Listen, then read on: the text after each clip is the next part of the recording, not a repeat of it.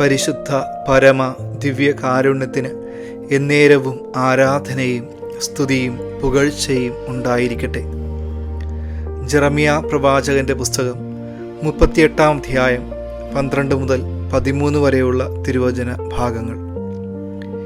ഈ പഴന്തുണികൾ കക്ഷത്തിൽ വച്ച് അതിനു പുറമെ കയറിടുക എന്ന് അവൻ ജെറമ്യായോട് പറഞ്ഞു. ജെറമ്യ അങ്ങനെ ചെയ്തു. അവർ ജെറമ്യായെ കിണറ്റിൽ നിന്ന് കയറുകൊണ്ട് വലിച്ചു കയറ്റി.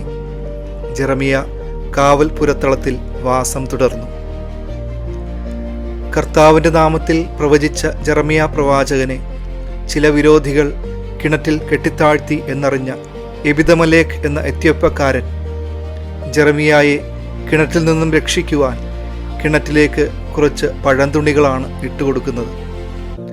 ആ പഴന്തുണികൾക്ക് പുറമെ കയറിടുക എന്നാണ് അദ്ദേഹം ജെറമ്യായോട് ആവശ്യപ്പെട്ടത്. അങ്ങനെ കയറുകൊണ്ട് വലിച്ച് ജെറമ്യായെ അവർ കിണറ്റിൽ നിന്നും രക്ഷിച്ചു.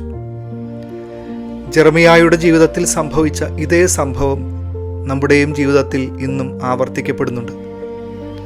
പഴന്തുണികൾക്ക് ചില പ്രത്യേകതകളുണ്ട്. അത് പഴക്കം ചെന്നതും കീറൽ വീണതും ആയിട്ടുള്ള തുണിക്കഷ്ണങ്ങളാണ്. ഇത് നമ്മുടെ ഓരോരുത്തരുടെയും ജീവിതത്തെ തന്നെയാണ് സൂചിപ്പിക്കുന്നത്. നമ്മളാകുന്ന കീറിയ ദ്രവിച്ച തുണിക്കഷ്ണത്തിന്മേൽ കർത്താവിൻ്റെ കരുണയുടെ കയർ അവിടുന്ന് ഇടുന്നുണ്ട്.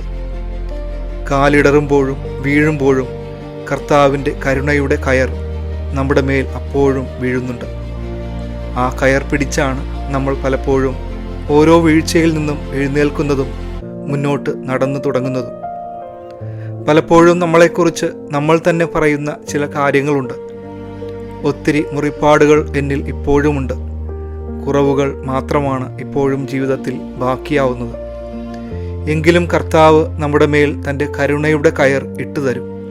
എന്നിട്ട് നമ്മളോട് പറയും, നീ ആ കയറിൽ പിടിച്ച് എഴുന്നേറ്റ് വരുവാൻ. ഇന്ന് ദിവ്യകാരുണ്യ സന്നിധിയിൽ നമ്മുടെ മുറിവുകളെ, പോരായ്മകളെ കർത്താവിന് പൂർണ്ണമായി കൊടുക്കാം. നമ്മുടെ മുമ്പിൽ കർത്താവിൻ്റെ കരുണയുടെ കയർ ഇന്നും ഉണ്ട് എന്ന് തിരിച്ചറിയാം. ഈ വചനം കേട്ടുകൊണ്ടിരിക്കുന്ന എല്ലാവരുടെയും ജീവിതത്തിൽ കർത്താവിൻ്റെ കരുണ, സ്നേഹം നിറയപ്പെടട്ടെ.